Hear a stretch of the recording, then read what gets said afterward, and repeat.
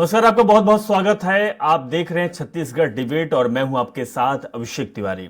छत्तीसगढ़ सरकार की पहली कैबिनेट बैठक में बड़ा फैसला लिया गया। सीएम विष्णुदेव साय की अध्यक्षता में आयोजित बैठक में मंत्रिपरिषद ने 18 लाख पीएम आवास योजना के लिए मंजूरी दी है। फैसले के बारे में जानकारी देते हुए मुख्यमंत्री साय ने बताया कि हमने बैठक में केवल एक ही मुद्दे पर चर्चा की है। 18 लाख लोगों को जल्द से जल्द घर देने के प्रस्ताव को मंजूरी दे दी है। उन्होंने कहा कि विधानसभा चुनाव के लिए हमने इस मुद्दे पर पूरा कैंपेन किया था। उन्होंने यह भी कहा कि मोदी की हर गारंटी पूरी होगी। विपक्ष में रहते हुए बीजेपी ने कांग्रेस सरकार को प्रधानमंत्री आवास योजना को लेकर कटघरे में खड़ा किया था।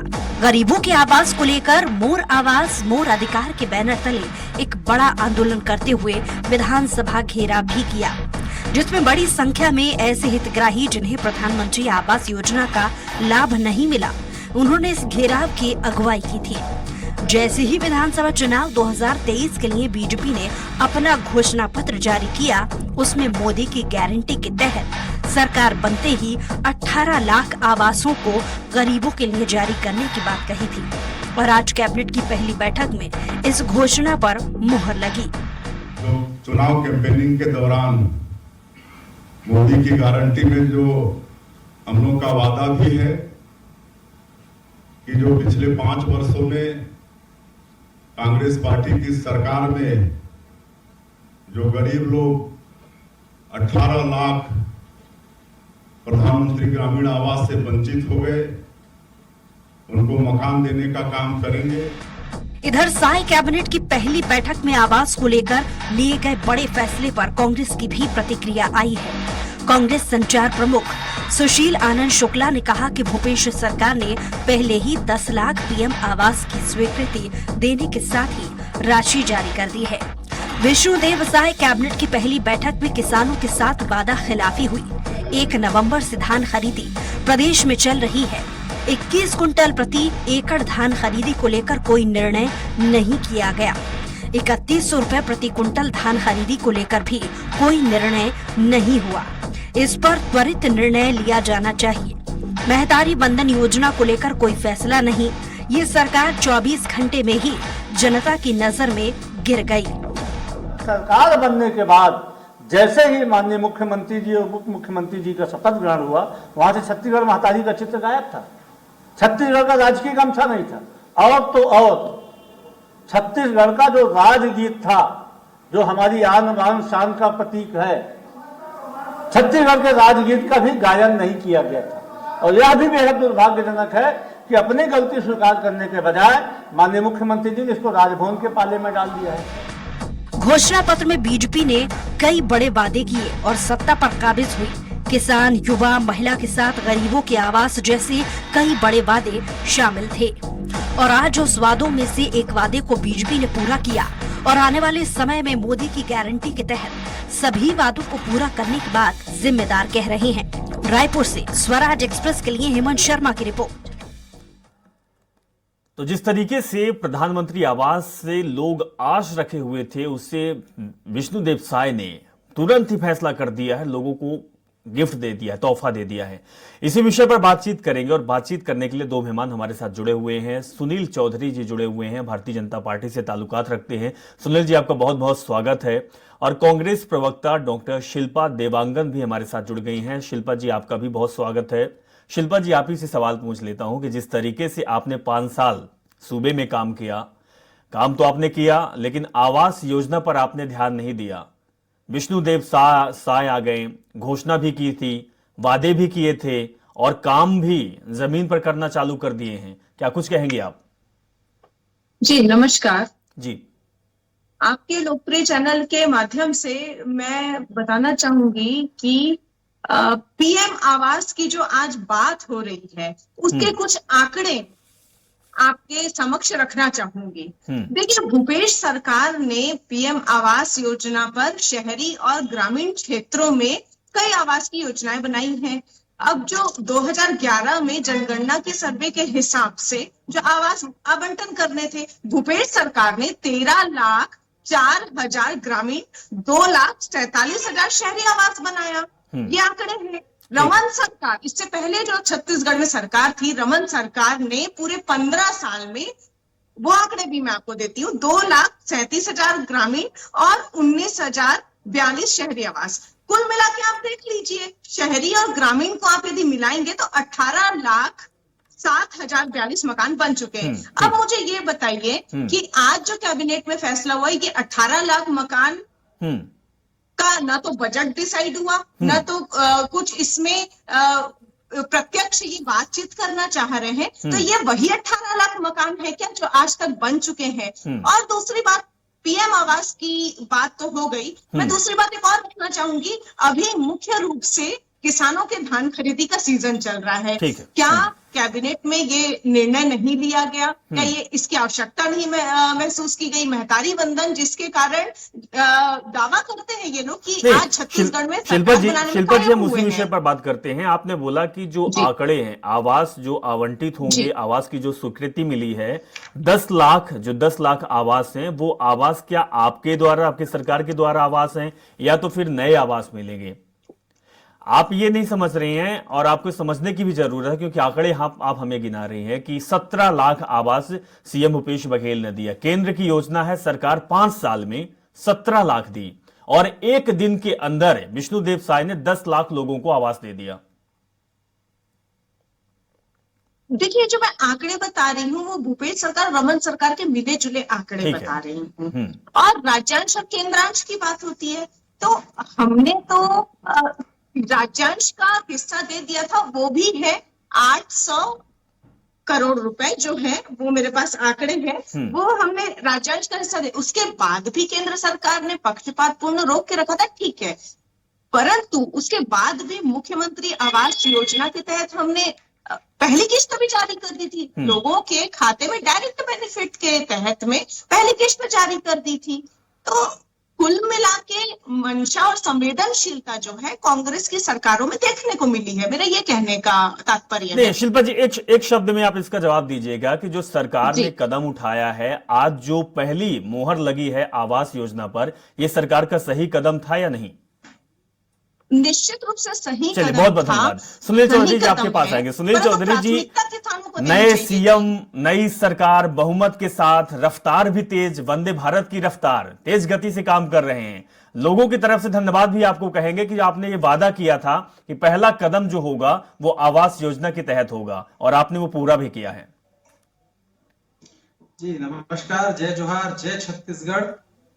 देखिए, हम लगातार कहते थे कि हमारा मुख्यमंत्री जिस दिन आएगा हम सबसे पहले किसी फाइल पर हस्ताक्षर करेंगे तो वो प्रधानमंत्री आवास योजना के जो हितग्राही हैं, 18 लाख हमारे हितग्राही हैं, उनके आवास के लिए हम यहाँ पर दस्तखत करने वाले हैं। और आज हमने वो बड़ा वादा निभा दिया। सबसे पहले कैबिनेट की बैठक हुई और पहला निर्णय लिया गया कि वो गरीब जो मौसम की मार तो झेल रहे थे, कांग्रेस की भी मार झेल रहे थे, कांग्रेस के कुशासन की मार झेल रहे थे, ऐसे गरीब हमारे जो छत्तीसगढ़िया हमारे भाई बहन हैं, उनके लिए हमने 18 लाख आवास एक दिन में स्वीकार।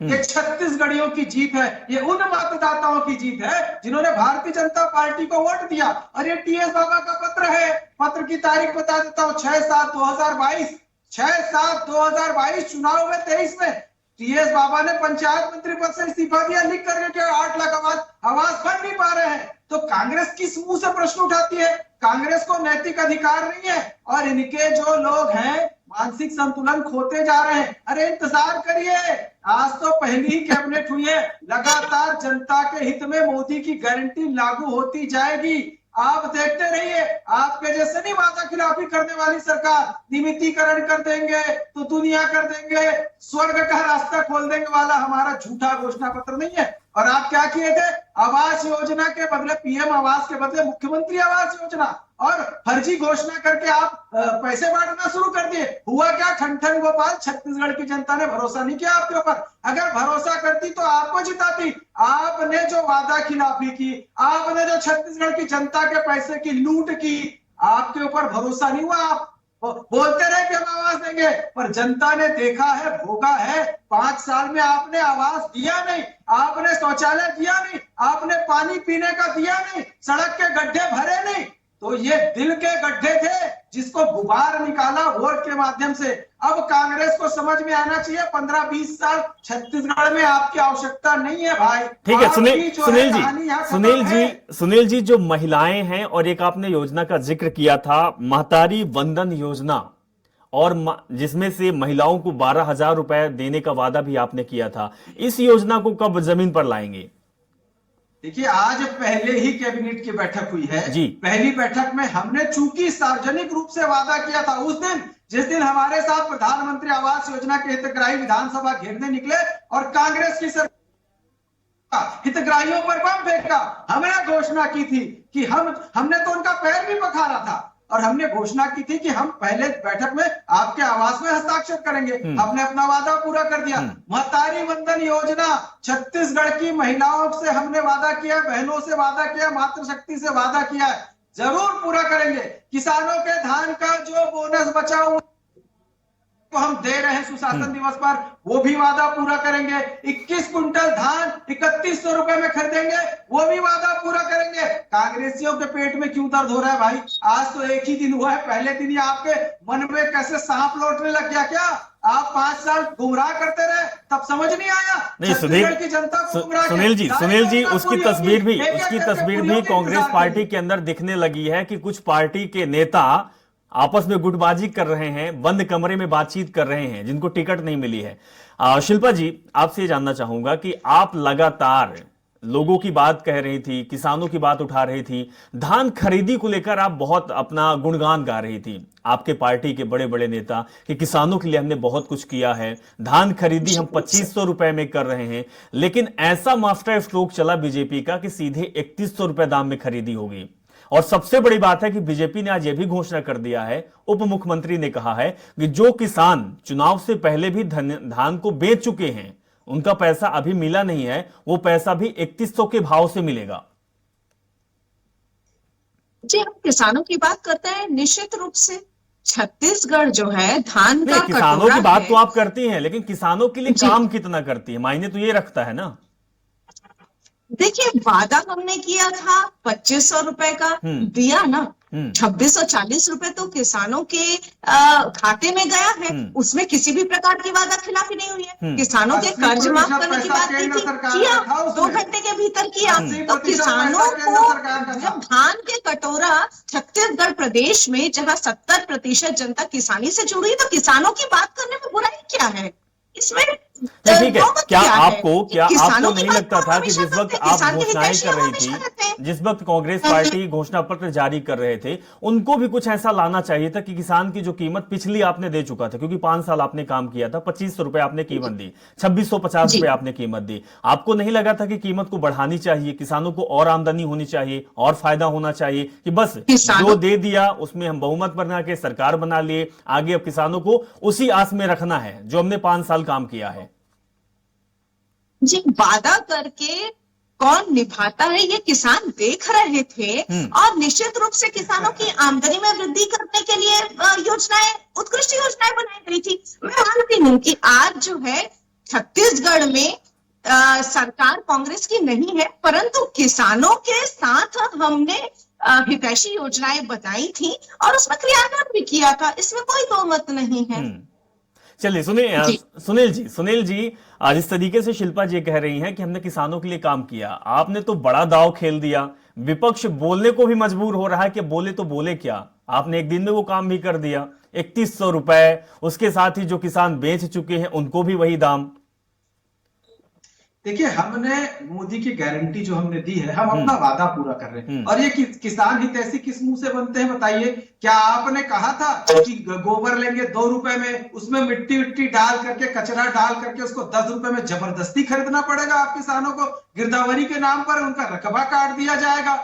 जो केंद्र सरकार 80% पैसा देती है, उसमें अपनी पीठ ठोकते नजर आ रहे थे ये लोग। आप देखेंगे कि खाद सब्सिडी जो है केंद्र सरकार दे रही थी इतने बड़े संकट के बावजूद, लेकिन ये जो है प्राइवेट जो मार्केट है, जो लोगों के बीच में उसमें काला बाजारी करने के लिए वहां तक पहुंचा रहे थे, उसको तो इनके टीएस बाबा लगातार उठाते रहे कि भैया आपके हाथ में है, आप प्राइवेट लोगों से काला बाजारी क्यों करा रहे हैं? भैया कितना 100 गुना जो है पैसा देना पड़ा किसान को, तब तो किसान आक्रोश में आया। 4 भाग में आप पैसा दे रहे हो, आज तक के आखिरी किस्त आप दे नहीं पाए हो, और हम तो एक बार में देंगे बोल रहे हैं और देंगे। और अभी हमारे उप मुख्यमंत्री जी ने घोषणा कर भी दिया। तो इसमें आज कैबिनेट में चर्चा क्यों नहीं हुई? बजट कितना रखा गया है, इस बात में चर्चा क्यों नहीं हुई? 3100 रुपए के हिसाब से देने वाले हैं तो देंगे। तो ये किसान हितैषी बनने का ढोंग करते थे, ये थे नहीं। ये तो हितैषी किसके थे? ये हितैषी थे कांग्रेस पार्टी के, जहां एटीएम बंद करके पैसा पहुंचाना है, ये जा करके गांधी परिवार पे समर्पित करना है। देश में कहीं भी चुनाव हो, छत्तीसगढ़ के मजदूर किसान का पैसा वहां जाके लगाएंगे, यहां से लूट करके ले जाएंगे। तब तो जेल में थे, तब तो भ्रष्टाचार के आरोप लगते रहे, और वो अब सिद्ध होना शुरू हो गए हैं। नहीं सुनील जी, ये बड़ा आरोप आप लगा रहे हैं कांग्रेस पार्टी पर, भूपेश बघेल पर। सुनील जी, बड़ा आरोप लगा रहे हैं आप। बिल्कुल बड़ा आरोप है। भ्रष्टाचार में अखंड तक डूबे हुए लोग थे। अभी इनके खिलाफ जब कार्रवाई होती थी तो ईडी के सामने जाके बड़ा बड़ा साउंड बजाते थे। इनको अब समझ में आएगा जब इनका बाजा बजेगा। अभी बहुत धीरे धीरे सब चीज निकल, सब खुलते जाएगा, तब पता चलेगा कि छत्तीसगढ़ को कितना लूटा इन लोगों ने, छत्तीसगढ़ को किस हद तक के लूट करके ले गए। तब तो स्थिति है, जनता समझ गई थी, आपको उखाड़ फेंकती। हालांकि सुनील जी, ईडी और आईटी जो है वो रायपुर पहुंच चुकी है, बहुत से लोगों की जो है वो नींद गायब होने लगी है। शिल्पा जी, क्या कहेंगे आप? आपके रायपुर छत्तीसगढ़ में एक तस्वीर देखने को मिली है, और तस्वीर में जो आपके पार्टी के पूर्व विधायक रहे हैं वो बंद कमरे में इकट्ठा थे, 15 पूर्व विधायक, और इसके साथ ही 2 जो नेता आपके हैं उन पर गाज भी गिरी है। प्राथमिक सदस्यता से उनको निष्कासित कर दिया गया है। चुनाव आपको लग रहा था कि बहुमत के साथ आप जीतेंगी, आपकी सरकार बनेगी, लेकिन आप सिटिंग एमएलए की टिकट काट दिया, और वो आरोप लगा रहे हैं कि अपनी साख को बचाने के लिए बड़े नेताओं ने ऐसा किया है। वो चाहते नहीं थे कि चुनाव कांग्रेस पार्टी सूबे में जीते। इस तरह से अंतरकलह, गुटबाजी और बयानबाजी से आप कैसे मजबूत हो पाएंगे?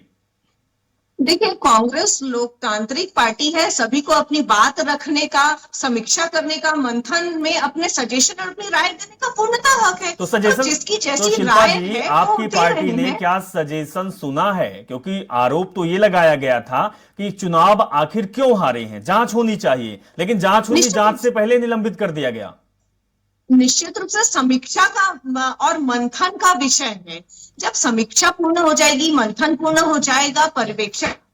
निष्कासित करने के बाद कौन सा मंथन होगा मैडम, ये समझना चाहता हूं मैं आपसे।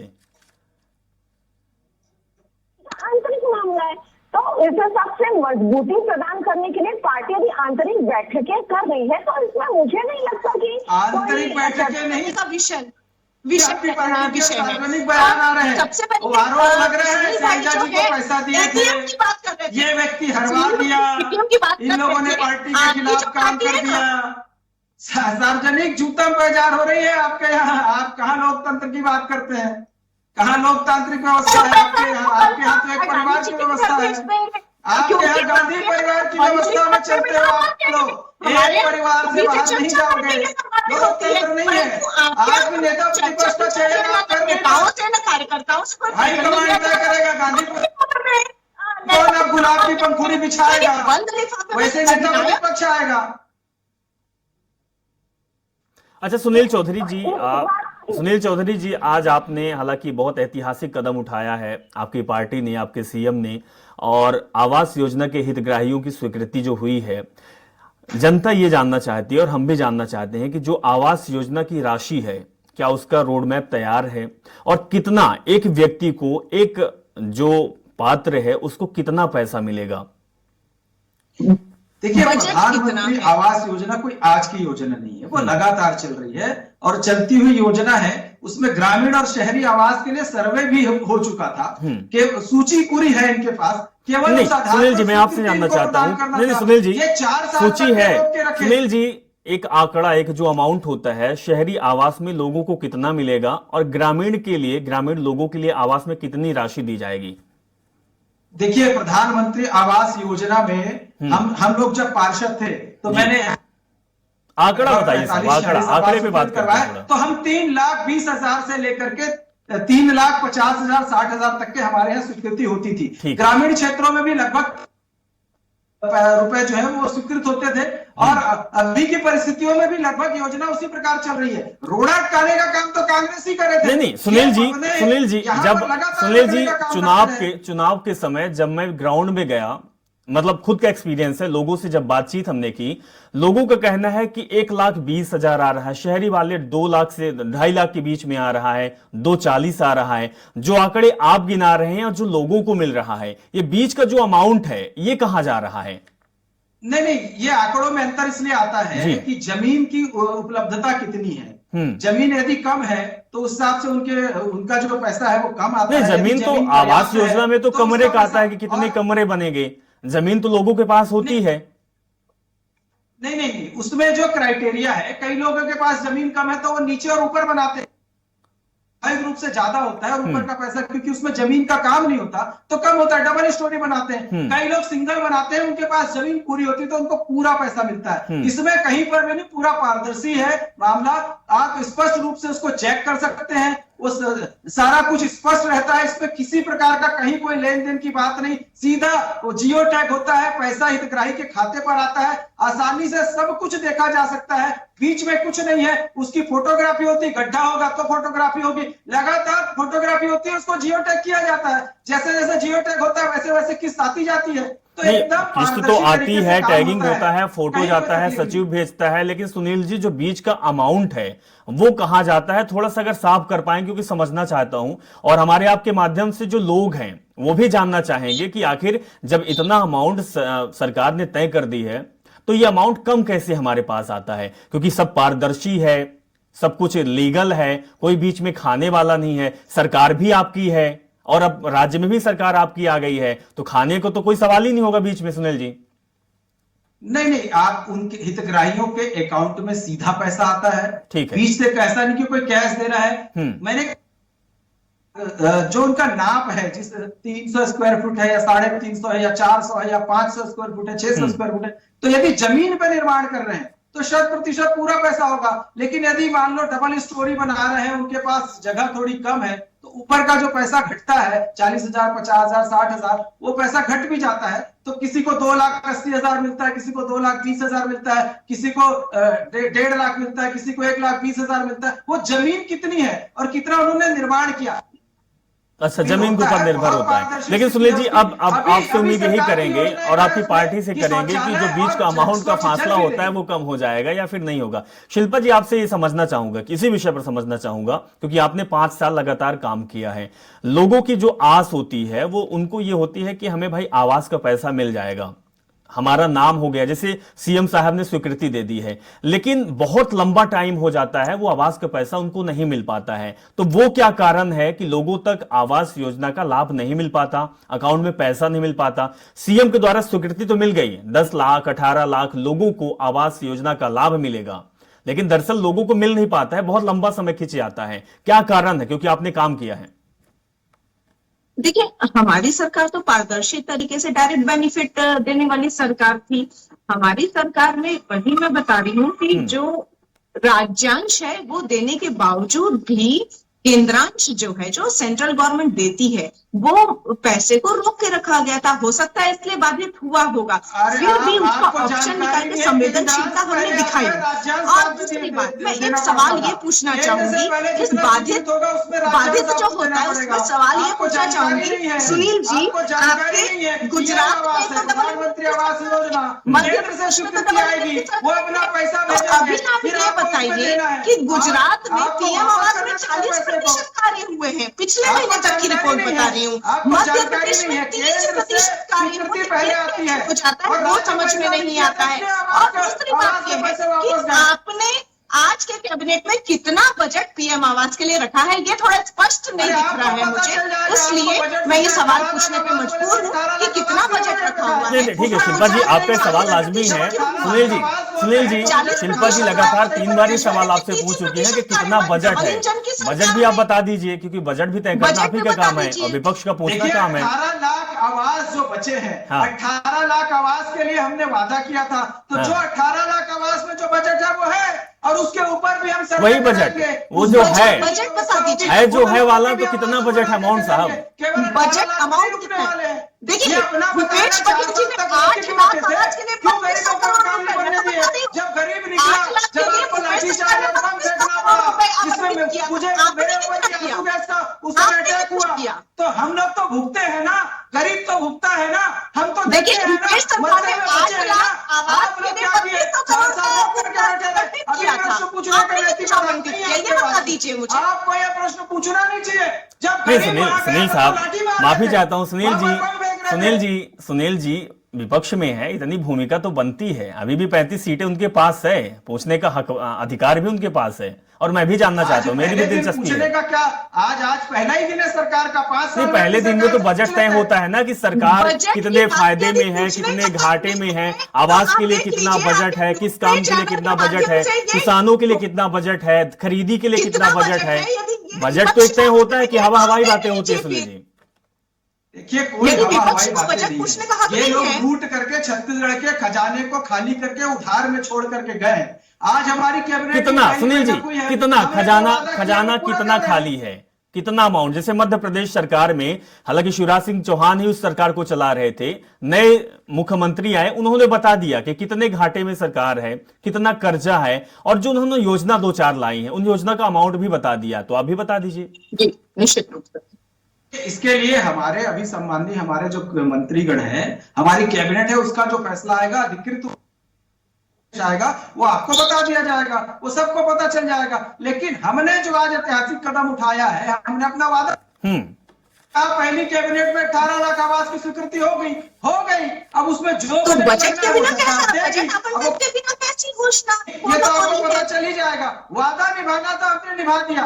नहीं, सुनील जी, आपने बहुत अच्छा, सुनील जी, विष्णुदेव साय ने बड़ा अच्छा कदम उठाया, और पहले दिन उन्होंने लोगों के लिए, आवास योजना के लोगों के लिए उन्होंने 10 लाख साइन कर दिए, 10 लाख लोगों को आवास योजना का लाभ मिलेगा। लेकिन सुनील जी, थोड़ा सा पारदर्शिता की आप बात करते हैं, आप कहते हैं कि हमारे में भ्रष्टाचार नहीं होगा, घोटाला नहीं होगा, कोई खाने वाला नहीं होगा, तो कम से कम रोड मैप एक तैयार होना चाहिए, अमाउंट निर्धारित होना चाहिए, विपक्ष को भी मौका ना मिले कुछ पूछने का, और हमें भी लगता है कि भाई अमाउंट कितना होना चाहिए। आप जब घाटे की बात करते हैं, खजाना खाली करने की बात करते हैं, तो यह भी समझ में आना चाहिए कि रमन सरकार में खजाना कितना भरा हुआ था, भूपेश बघेल ने उस खजाने का कहां यूज किया, कहां उपयोग किया, और आपकी सरकार के पास कितना खजाना मिला है। क्योंकि जिस कुर्सी पर आपके सीएम बैठे हुए हैं, तो पूरी फाइल तैयार है, फाइल तो आंकड़ों से होती है, तो आंकड़ा भी तो हम भी जानना चाहते हैं, जनता भी जानना चाहती है, विपक्ष भी जानना चाहती है। फिलहाल सुनील जी हमारे साथ आप जुड़े, और शिल्पा देवांकर जी आप भी हमारे साथ जुड़ी, अपनी बात रखी, बहुत बहुत शुक्रिया। सबसे बड़ा सवाल अब यही है कि जो पीएम आवास के हितग्राही हैं, उनको लाभ कब तक में मिलेगा? क्योंकि सीएम ने 10 लाख लोगों के आवास की मंजूरी दे दी है, साइन कर दी है, लेकिन धरातल में लोगों तक कितना पहुंच पाएगा? एक जिक्र हमने अमाउंट का किया है कि वो अमाउंट जो ग्रामीण क्षेत्रों और शहरी क्षेत्रों में निर्धारित है, क्या वो अमाउंट जनता तक पहुंच पाता है, या बीच का कुछ अमाउंट गायब हो जाता है? और गायब होने वाला अमाउंट कहां जाता है, ये एक सवाल है। फिलहाल शुक्रिया, बहुत बहुत धन्यवाद।